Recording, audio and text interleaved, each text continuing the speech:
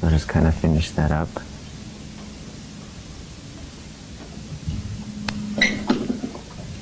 Watch your eyes.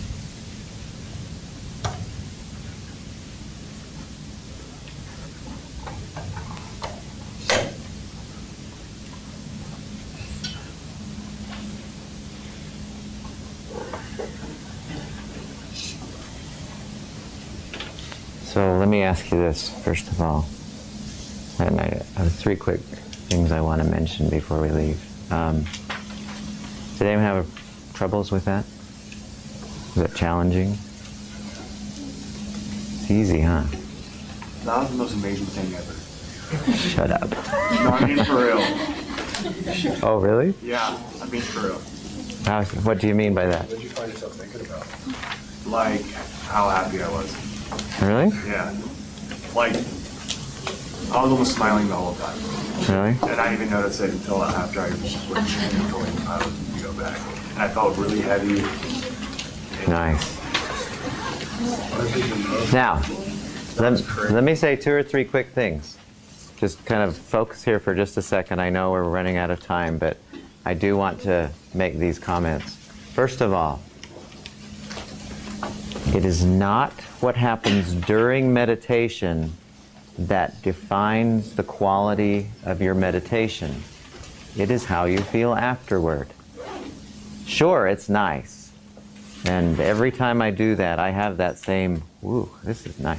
But how you feel afterward is the true test of the meditation. Do you feel more centered, more balanced, more relaxed, more clean than you felt before? Do your colds go away? Do your sicknesses, do your headaches disappear? Okay. Second thing is, I have no idea why this works. I can conjecture on maybe some ideas. I think it a lot has to do with your mindfulness idea that when you're doing this, you're being extremely mindful. It's just right here and now, absolutely. But I also don't know exactly why when I do push-ups or when I do curls, I don't know what's going on in there to make my muscles so huge. But I stopped caring a long time ago how that works or why that works. I just like the benefits.